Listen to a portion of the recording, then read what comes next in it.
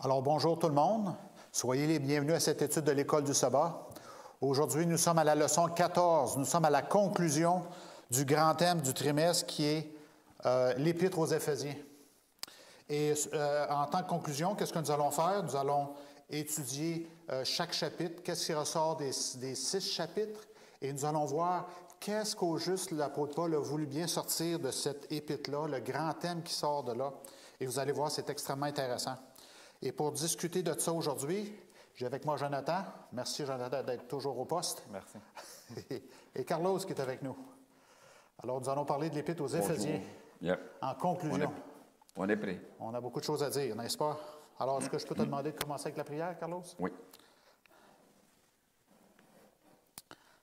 Nous voulons vous remercier, Père, pour nous amener ici aujourd'hui, encore une fois, pour apprendre encore de votre parole, de votre grâce envers nous. On vous demande, Seigneur, de bien vouloir nous bénir et de même de nous guider dans nos pensées, dans nos paroles, dans notre explication peut-être. Et aussi, on vous demande d'aider ces personnes qui vont regarder cette émission, de façon que ce soit clair pour tout le monde que la solution pour toutes choses, c'est vraiment Dieu, c'est vraiment Jésus. Au nom de Jésus. Amen. Alors, merci, Carlos. Alors, on a l'évangéliste du 18e siècle qui s'appelait John Wesley. Lui, il a lu l'Épître aux Éphésiens et il a été transformé. C'est ce qu'il a dit. Et c'est à partir de ce moment-là qu'il a décidé de devenir un prédicateur. Et le verset qui l'a beaucoup touché, c'est le verset mémorisé qui dit ceci. « C'est par la grâce, en effet, que vous êtes sauvés au moyen de la foi.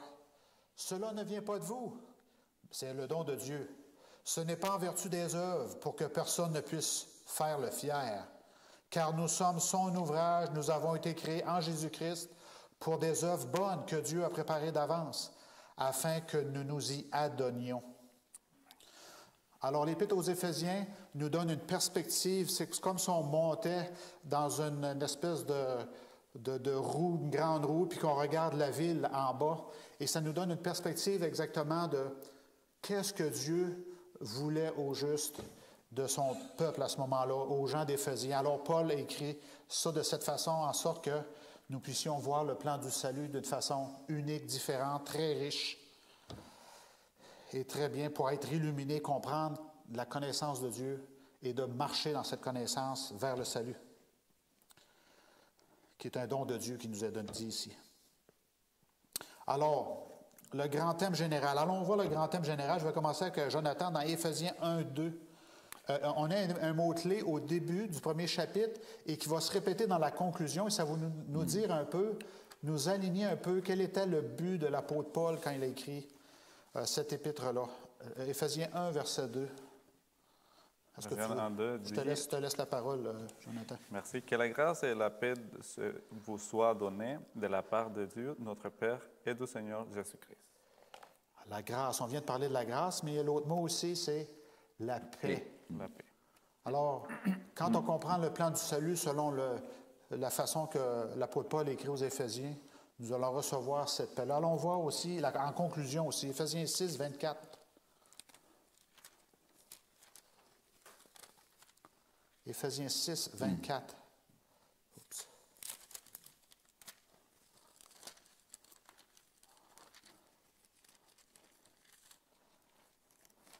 Et c'est la conclusion, le dernier verset, qui dit que la grâce soit avec tous ceux qui aiment notre Seigneur Jésus-Christ d'un amour inaltérable. Et au verset 23, que la paix et l'amour avec la foi soient donnés aux frères de la part de Dieu le Père et du Seigneur Jésus-Christ. Alors on parle encore ici de la paix. Quand on comprend ce plan du salut, parce que l'Épître aux Éphésiens nous amène qui est Dieu, comment ça fonctionne Dieu, le plan du salut, comment ça fonctionne, et notre comportement là-dedans, comment est-ce qu'un chrétien va fonctionner avec ces cadeaux que Dieu nous donne. Hein? C'est ça? Alors, la paix. Alors, nous allons définir un peu cette paix-là. Alors, si je te pose la question, Carlos, comment pouvons-nous aller au-delà de la simple connaissance de la grâce de Dieu et à expérimenter personnellement la grâce de Dieu? Ah, je pensais beaucoup à cela, à cette question. C'est une grande question générale. Oui, oui. Et je ne peux pas te donner une explication de cela, mais je vais te donner un exemple. OK? OK? Allons-y. On se voit à tous les jours, on se salue, on se dit bonjour, et on continue. Le lendemain, bonjour, et on continue. Et à chaque jour qu'on se voit, bonjour, et on continue. Ça, c'est la connaissance. La connaissance, oui. Ouais. Point final. Ouais. OK? Expérimenter la connaissance, qu'est-ce que ça veut dire? Bonjour. Comment ça va vous? Ça va bien. Ah, OK. Il me semble que j'ai vu quelque chose. On commence à interagir. Ouais, pour aller toucher le cœur? Ou? Ben, en première, il faut rentrer dans une relation. Oui, une relation. OK? Ouais. Avant, on se disait juste bonjour et on partait. Une politesse. Maintenant, si on commence à se parler un petit peu, OK, on commence à avoir une sorte de relation. Une connexion véritable et profonde. Et au moment donné, oui, on commence à avoir plus de confiance parce que je commence à te connaître, tu commences à me connaître moi. Je commence à savoir qu'est-ce que tu penses. Tu as aussi, tu veux que je pense d'une certaine façon. Et peut-être qu'à un moment donné, on va rentrer plus profondément dans une relation. Oui, trouver des points communs et Voilà. fonctionner ensemble. Oui. Donc, voilà, je dirais que voilà, ça c'est l'explication. Voilà, c'est l'expérience. Voilà, c'est la différence. De dire juste bonjour et continuer à s'arrêter, à se parler et finalement même, est-ce que tu as besoin de quelque chose avant que je parte? Ouais. Tu comprends? Oui. Alors, tu parles aussi de la profondeur de la connexion. Justement, dans dimanche, on en parle. On dit, Éphésiens 1,4 nous dit que Christ nous a élus en lui avant la fondation du monde. Alors, il y a un problème qui est arrivé, puis Dieu a dit, on va faire quelque chose pour rétablir la chose, faire en sorte qu'on puisse faire en sorte que les gens acceptent quelque chose de mieux. Hein? Réfléchissons à ce que cela signifie. Élu avant la fondation du monde pour que nous fussions saints et irréprochables devant lui en amour. Irrépréhensible, c'est cela. Oh, alors cette grâce gratuite-là, elle amène à quelque chose. Elle amène à un comportement différent, saint et irréprochable dans son amour. OK. Mais en même temps, si on dit, nous avons été choisis avant la fondation du monde, ça veut dire que rien ne se passe jusqu'à maintenant. Tu comprends? Ça veut dire qu'il y a eu des étapes où est-ce que les choses ne sont pas arrivées, mais il y a des étapes que quand les temps sont arrivés aussi. Il y a eu des étapes Okay. dans, selon le plan de Dieu, selon ce qu'il avait conçu au début. okay, par rapport à ce que nous devions faire. Et il y a eu un certain temps que tout avait marché. Mais au moment que la relation avec Dieu, il a été coupé par nous. Nos propres choix. Notre famille humaine a fait un choix Voilà. très négatif. Ouais. En ce moment, ça vient le plan B. Quel était le plan B? OK, c'est moi, Dieu, qui vais aller chercher encore ma création. Ça veut dire à nous. Ouais, absolument. Ouais. Il y a des choses importantes aussi qu'il faut remarquer que c'est Dieu qui est toujours ouvert. C'est la grâce. Dieu est toujours ouvert. Le cadeau, comme là, il n'y a pas de limite de temps dans ce qu'on a appris dans Éphésiens, il n'y a pas de limite de temps. La grâce, elle a été offerte au début de ce livre-là, au milieu de ce livre-là. Oui. Puis, ici, Dieu a créé un plan de salut avant de la création. Il nous a aimés avant de nous avoir créés. Oui, bien, il nous le dit qu'il nous a aimés. Oui, et c'est la grâce. Ainsi, Dieu, nous avons péché, il continue de nous chercher. C'est lui qui veut établir une communication, comme Carlos disait tantôt. La main est toujours tendue, la main est toujours là. C'est lui qui cherche d'avoir une communication avec nous, mais nous avons les cœurs fermés. Et il a la tendance toujours à nous chercher, à nous chercher, à nous chercher. Donc, nous devons ouvrir la porte et avoir un mariage avec Dieu.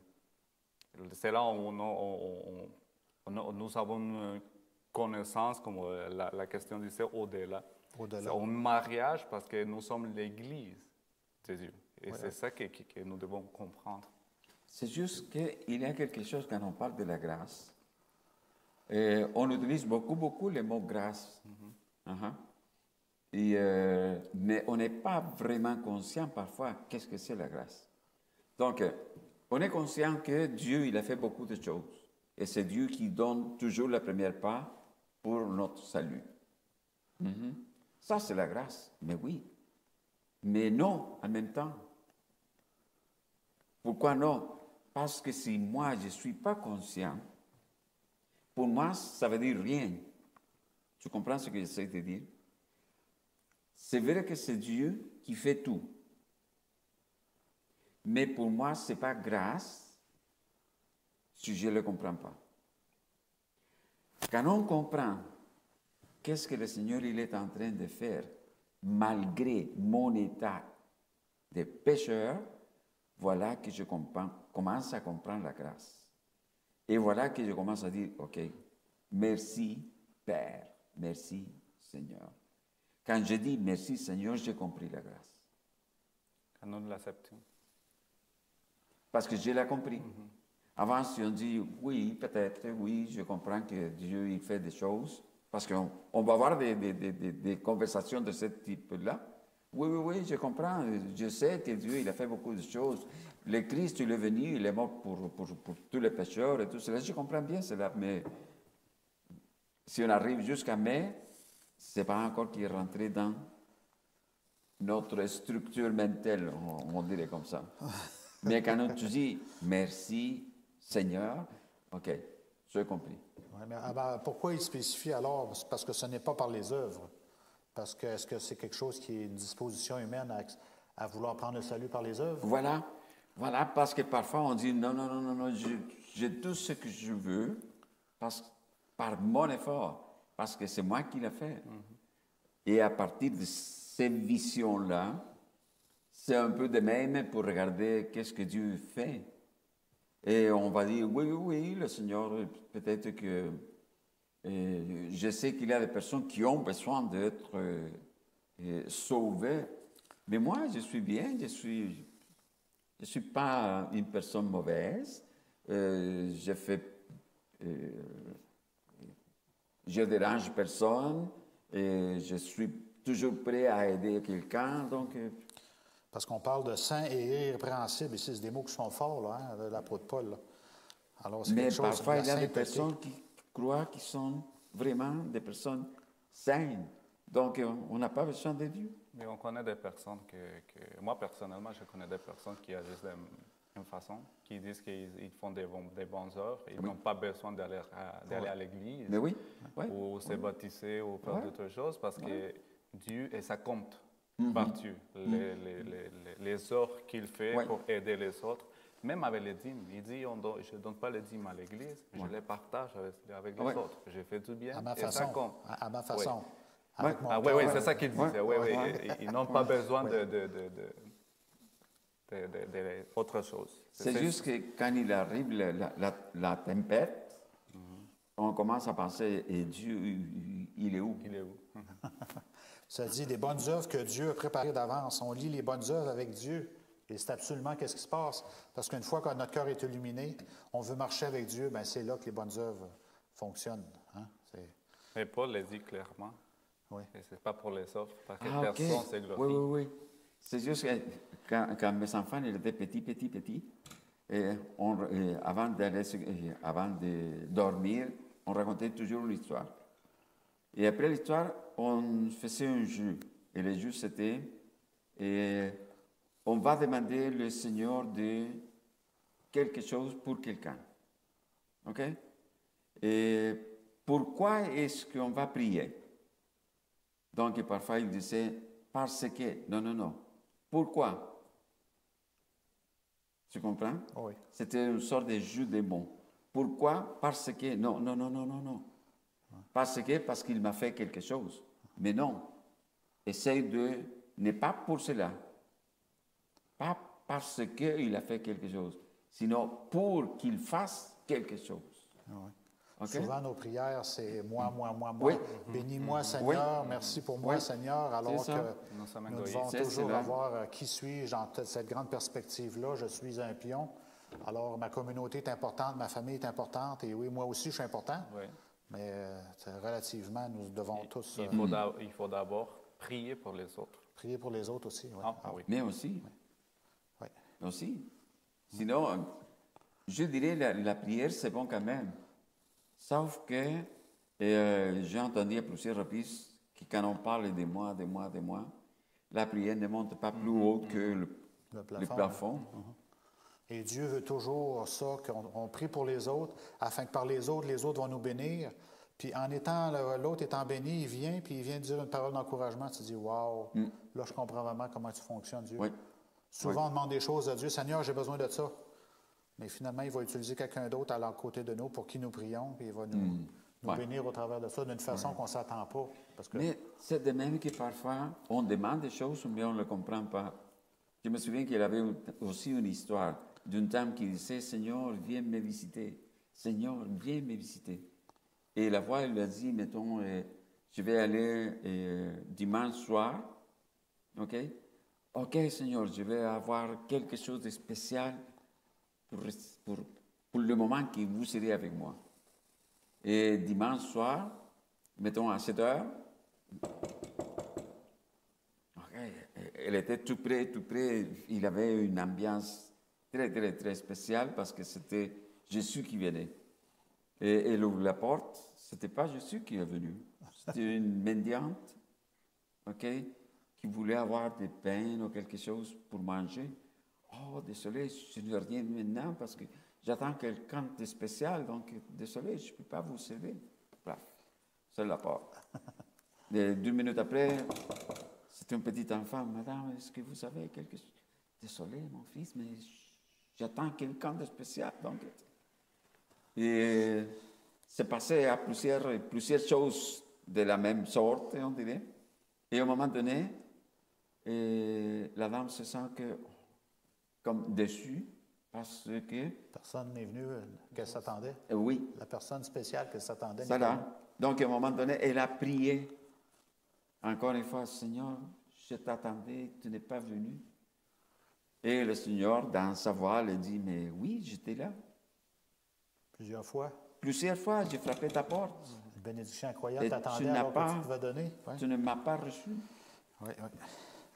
Jonathan, on avait des histoires de Bible. Est-ce que tu as trouvé des histoires de la Bible qui nous montrent cette histoire de la grâce-là? La grâce de Dieu par la foi. Des gens qui ont pu être sauvés malgré ce qu'ils étaient. Est-ce que tu avais des... Dans la Bible, on en trouve plusieurs. Quelques-uns. Oui, oui, c'est ça. On peut trouver les Ninivites.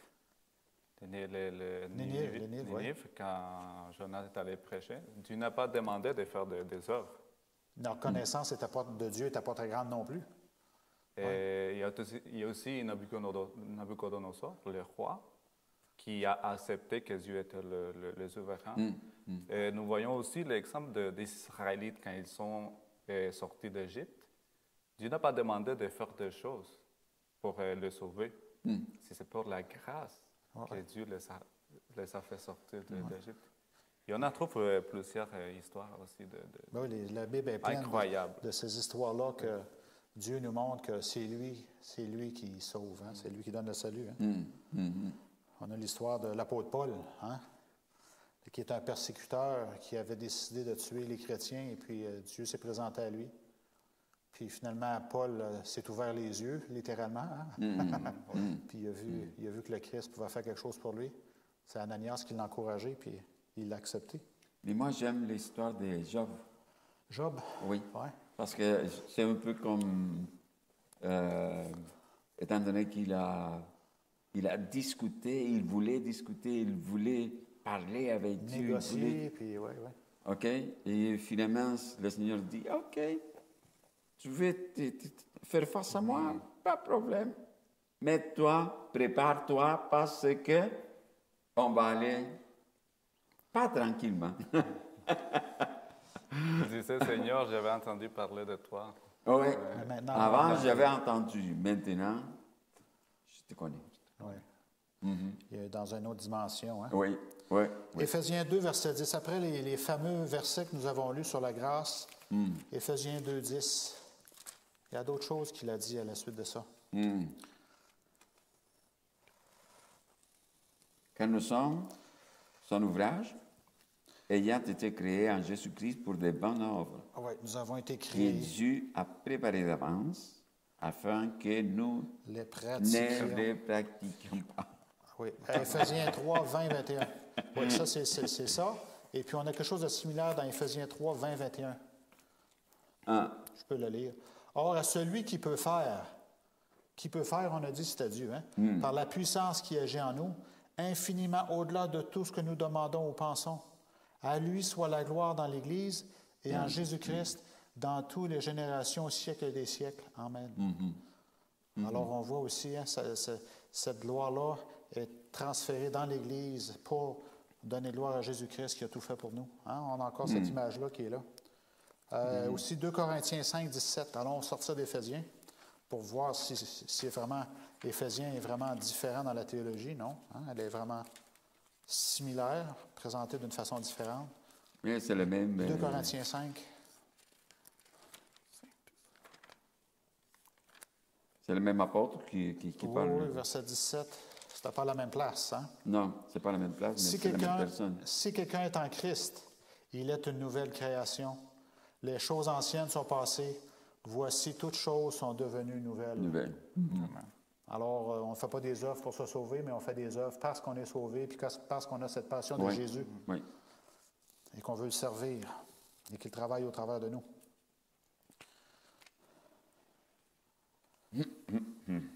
Et on parle de l'Église. As-tu des commentaires à faire là-dessus, Jonathan? On parle de l'Église. C'est dans le 2, 3, 20 qu'on a lu. Ça parle que la bénédiction va être vue dans l'Église. Comment elle est-elle vue dans l'Église? Est-ce que tu as des commentaires, des choses que tu as retenues là-dessus? Non, pas vraiment. Pas vraiment. L'espace à Carlos. En quoi En on quoi? peut voir la gloire de Dieu dans l'Église? On dit que l'Église, c'est un hôpital pour les gens malades. Est-ce qu'on peut voir la gloire de Dieu quand même? Oui. C'est une question, Oui. la question qui tue. Oui. Philosophique. Non. Mais oui, parce qu'il y a des personnes qui arrivent vraiment malades, et même si juste pour des moments, qu'ils trouvent une paix, une acceptation. Et on le voit quand il y a des baptêmes dans l'Église, les gens disent « Hey, j'avais de l'anxiété dans ma vie, j'avais des problèmes. » Puis il me semble que le fait que j'ai accepté Jésus dans ma vie, ça me donne une paix que je n'ai jamais sentie avant. Mais même si on ne voit pas les baptêmes comme action, mais on voit les personnes telles qu'elles.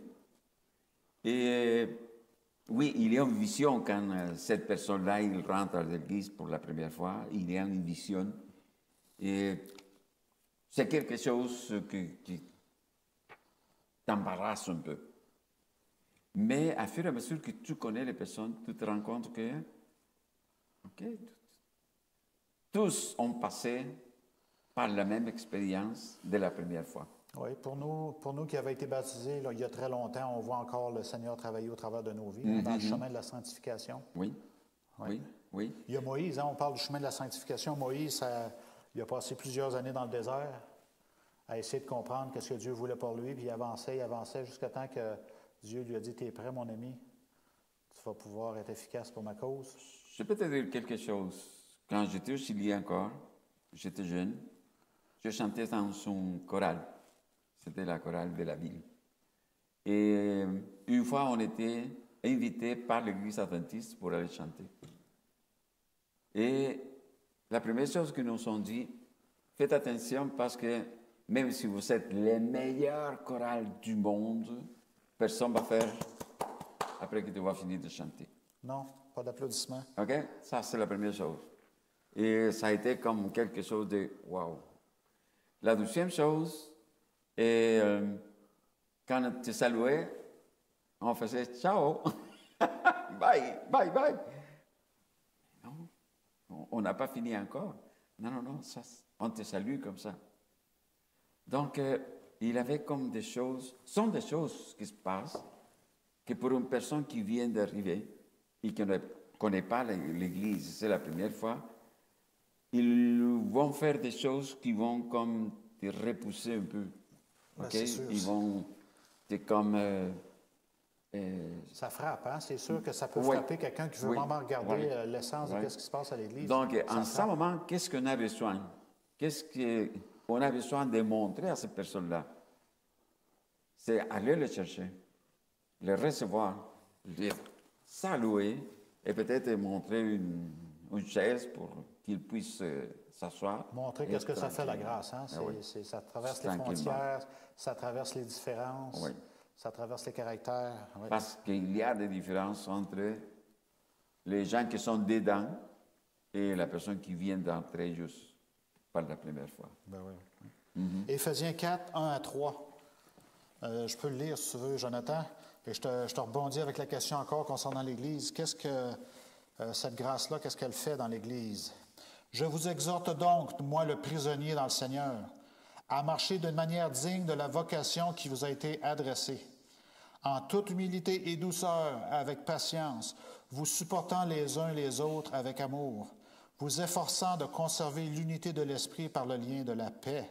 Il y a le mot paix qui revient encore. Il y a un seul corps et un seul esprit, comme vous avez été appelés à une seule espérance par votre vocation. Alors, à quoi cette grâce-là, cette paix-là amène l'Église au juste? À l'unité. L'unité, absolument. Absolument. C'est un mot très, très important. C'est pas, oui, important, mais est-ce que c'est facile de le pratiquer?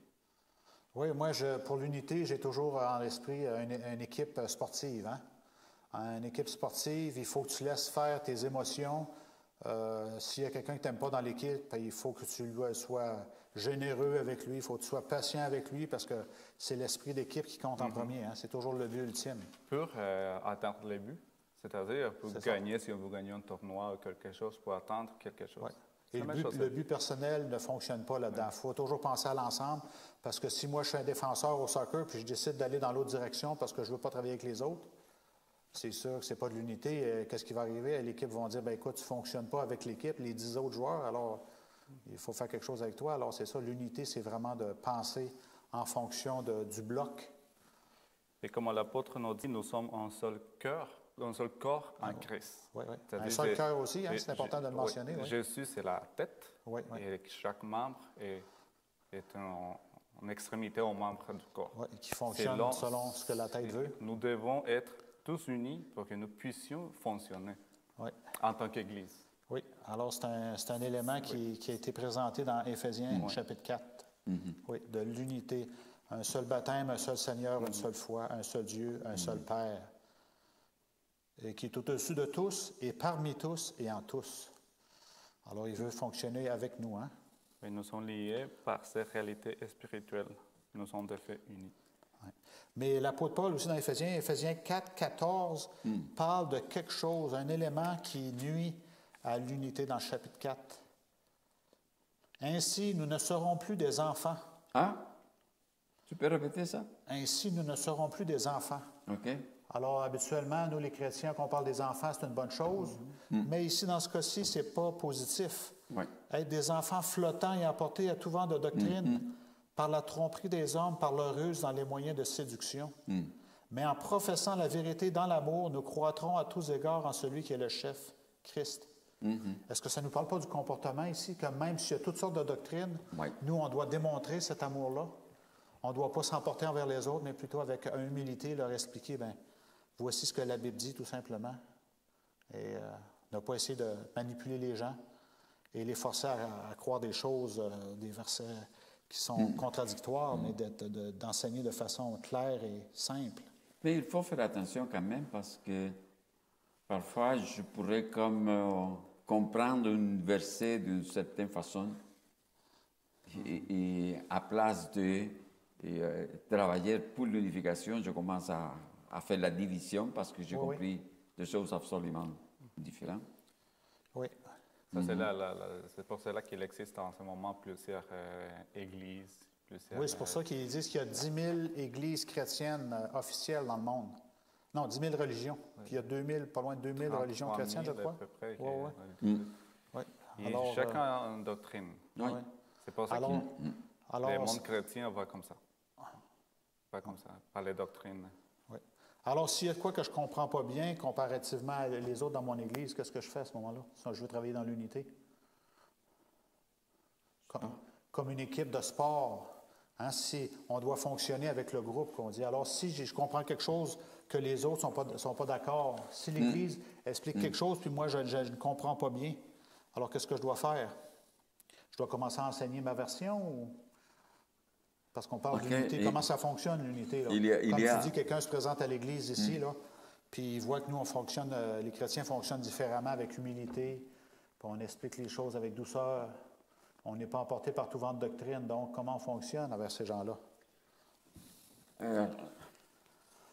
On peut aller voir verset 25 en attendant. Oui. J'ai mentionné quelque chose de bien comme faire attention, premièrement, et qu'est-ce que tu as compris et qu'est-ce que tu vas dire comme enseignement.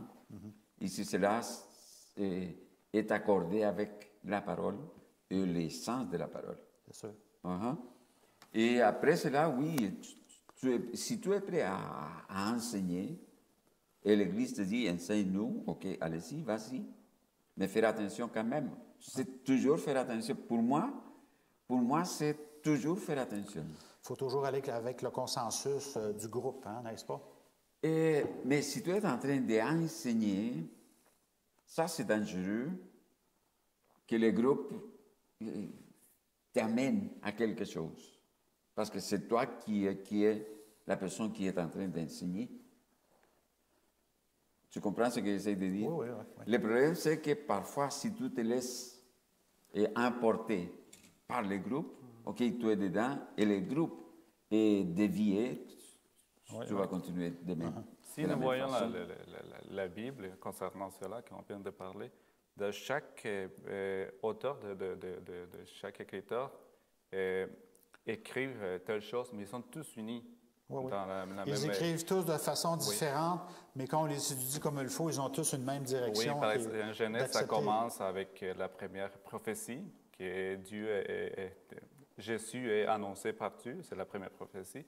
Après David, après Jérémie, c'est tous les prophètes, on arrive au Nouveau Testament et tout s'est accompli. Oui. Mais qu'est-ce qui se passe-t-il avec, disons, avec le fait que David a dansé? Oui. C'est une doctrine populaire dans les autres églises. C'est la danse qu'ils chantent, ils dansent. La danse séculière et le chant spirituel, le chant... Alors, David a dansé.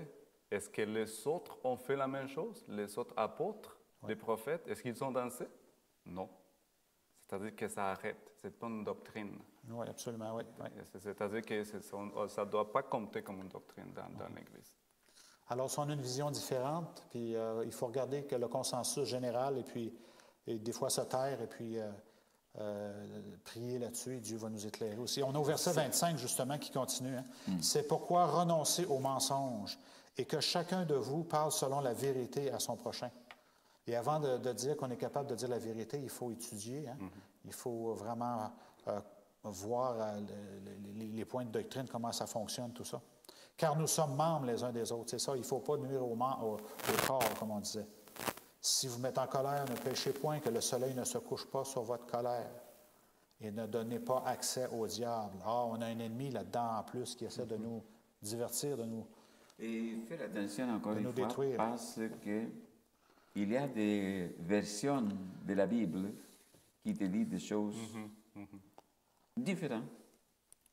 Okay? Il va avoir la même structure, il va avoir les mêmes 66 livres, et il va avoir la même division, Ancien Testament, Nouveau Testament, mais il va avoir des choses qui sont ajoutées, ou il va avoir des choses qui sont enlevées, ou qui sont changées, et quand tu changes quelque bon, et la vision, les sens, ça va changer aussi.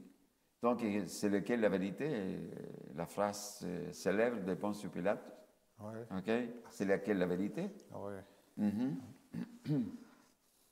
On a Éphésiens 4, 31 et 32, ou ce qui suit, le fait de la difficulté de suivre toujours en unité. Des fois, on a de la difficulté à comprendre, et puis l'apôtre Paul nous dit au verset 31... À 30, les 30. 31 ici, c'est 31 à 32, qui dit que toute amertume, toute animosité, toute colère, toute clameur, toute calomnie et toute espèce de méchanceté disparaissent du milieu de vous. Soyez bons les uns envers les autres, compatissants, vous pardonnant réciproquement comme Dieu vous a pardonné en Christ. Oui, pourquoi? C'est pour cela les 30. N'attristez pas le Saint-Esprit de Dieu, par lequel vous avez été scellés pour le jour de la rédemption. Oui, et on dit ça dans le contexte, Oui. qu'il ne sorte de votre bouche aucune Oui. parole mauvaise. C'est ça, c'est ça. Alors, C'est c'est ça, cela. mais- Si tu connais, OK, pourquoi le faire? Si tu sais que c'est pas bon, pourquoi le faire quand même? Oui, oui, oui. Alors, c'est ça. Marcher dans l'unité, des fois, on doit se taire aussi. Oui. Et puis laisser faire les Oui. choses. Moi, je n'ai pas toute la connaissance, mais Oui. le consensus du groupe, Oui. c'est plus. Hein? Tout à En fait étudiant d'accord. la Bible tous ensemble. Comment devrions-nous traiter les individus qui provoquent la désunion et des conflits dans l'Église? Bonne question. Et ça vient... À la ça vient- fournaise ardente. Oui, ben c'est ça. Les 3 derniers chapitres d'Éphésiens nous parlent du comportement d'un chrétien. Et le chrétien Ouais. fonctionne dans l'Église, hein, c'est Ouais. ce que ça nous dit. Ouais. Et Éphésiens 5, verset 11. Et ne prenez point part aux œuvres infructueuses des ténèbres, mais plutôt condamnez-les. Encore une fois, il faut faire attention Ouais. Avec douceur, avec... et bien informer, Ben, c'est sûr. surtout. Il faut être très sage. Avant de faire des commentaires de la parole de Dieu, il faut la connaître. Hein, parce Ben que oui. si on Ben va oui. dire n'importe quoi, sinon... Hein. Oui, oui. Mais parfois, l'Église tombe dans la piège que ce n'est pas pour la parole de Dieu qu'on a les différences. C'est juste pour... parce que je suis bon, tu ne l'es pas. Hein? Et qui dit cela? Moi. OK, mais c'est pas toi la personne qui doit dire cela. OK, sont des choses sur lesquelles on doit faire attention vraiment. OK? C'est vrai, la parole de Dieu, c'est ton guide, c'est ta guide. Mais comment est-ce que tu vas utiliser ce guide-là? Oui, c'est sûr, absolument. Jonathan, je te pose la question. Comment nos relations familiales peuvent-elles être un témoignage pour ceux qui n'ont pas entendu l'Évangile? Oui. Alors, les En gens, plus. les gens dans la ville me voient, mon comportement, tout ça. Est-ce que ça peut faire une différence? Vraiment. Est-ce qu'ils peuvent voir l'Évangile au travers de moi et ma Vraiment, famille? les comportements, ça compte. C'est là, dans la maison, où on construit Oui, les valeurs familiales et les chrétiennes aussi. oui, oui. On fait les cultes familiales, on étudie la Bible et on peut agir en tant que chrétien. Mais moi, par exemple, je travaille avec ma femme. Là, on travaille ensemble. Si nous avons un comportement différent, si je suis toujours en chicane avec ma femme, tout le monde va le voir. Tout le monde va... Et en plus, ils savent que nous sommes chrétiens, qu'on vient à l'Église. Oui, oui, oui. Ils vont prendre ça comme témoignage et ils vont dire, est-ce que je peux aller à l'Église? Est-ce que c'est vrai qu'ils sont chrétiens? Oui, parce que dans notre communauté, il y a beaucoup de gens qui ont représenté la religion d'une façon absolument négative. Oui. Et quand ils entendent parler de religion, ça doit être un autre hypocrite. Mais s'ils voient qu'il y a un témoignage qui se tient, alors les gens vont regarder ça et ils vont dire, « Wow, il y a vraiment quelque chose à gagner à être chrétien. » Ils vont vouloir suivre le modèle. Hein. Malgré que nous ne sommes pas parfaits, mais ils vont voir qu'on fonctionne avec le Christ dans notre vie. C'est pour cela c'est bon que la famille soit comment dire, un noyau Un noyau fort, solide, fort, oui, solide. c'est ça. stable. Oui, oui, Ouais. oui. Puis c'est ça qui manque dans notre communauté, c'est de voir des chrétiens qui ont un comportement différent pendant 40, 50, 60 ans et les gens voient « Wow! Hein? Parce que les gens, peut-être qu'on a 20 ans, ils ne voient pas la différence si on ne fume pas, si on ne boit pas, mais à long terme, les impacts sont là, les chiffres sont là. Hein, si les gens sont capables d'être heureux à 90, 95 ans, hein, parce qu'ils ont encore une bonne santé, sont capables de fonctionner, tu dis « Wow, il y a quelque chose qui se passe. Hein? Si on évite les dépressions, si on évite... tu sais. Alors, c'est ce que le Seigneur peut faire dans notre vie, c'est ce que l'Épître aux Éphésiens nous a enseigné, d'avoir la paix, d'avoir cette paix intérieure, cette paix spirituelle, afin que le Seigneur Et puisse... je pense aussi, il y a quelque chose qui est comme très spécifique. Et c'est vrai que tu dis qu'on va avoir la paix, la joie et tout cela, mais en même temps qu'on est protégé. Et Dieu nous dit comment est-ce que nous pouvons être protégés. Et il nous dit, OK, prends l'armure que moi je te donne. Oui, tout ça, c'est Dieu qui le donne. Oui, Oui, ça. Encore une fois, on continue à parler de la grâce. Malgré le fait que nous allons passer au travers de grandes épreuves quand même. Oui, mais Dieu, oui. Dieu va permettre Oui. plus d'épreuves même qu'il dit Oui. aux chrétiens, Oui. afin de former son caractère et de toujours rester accroché à lui. Oui. Passer par le Ouais. feu. Oui, oui. Ouais. Passer par le feu, oui, oui, oui. Le feu de la purification, afin que l'or puisse être démontré. Hein. Est-ce que tu veux terminer avec une prière, Jonathan? On va prier. Prions. Notre Dieu, notre Père, nous te remercions, Seigneur, pour avoir utilisé l'apôtre Paul pour nous donner, Seigneur, un rayon de lumière. Et que ceci, Seigneur, nous puissions l'accepter dans notre cœur, que nous puissions, Seigneur, voir à l'intérieur de chaque... à l'intérieur, Seigneur, de notre corps pour savoir où est-ce qu'on a manqué, Seigneur, et pouvoir changer notre vie et pouvoir, Seigneur, agir de telle manière. Et de maintenir, Seigneur, l'unité dans la famille, l'Église, et que le monde, Seigneur, puisse voir que Jésus est avec nous, que nous avons quelque chose de spécial, Seigneur, parce que nous sommes des lettres ouvertes, Seigneur, par les personnes, les croyants et les non-croyants, Seigneur, et que nous avons, Seigneur, que nous avons un devoir très important, Seigneur, à accomplir ici sur terre. Utilisez-nous, Seigneur, et soyez avec nous. Au nom de Jésus. Amen. Amen. Alors, merci beaucoup pour votre participation.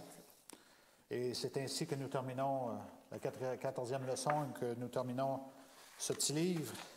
Alors, j'espère que vous avez apprécié beaucoup et que vous avez appris des choses et que votre relation avec le Seigneur va être plus enrichie et de meilleure façon aussi. Alors que le Seigneur nous bénisse tous au cours de la prochaine semaine. Amen. Amen.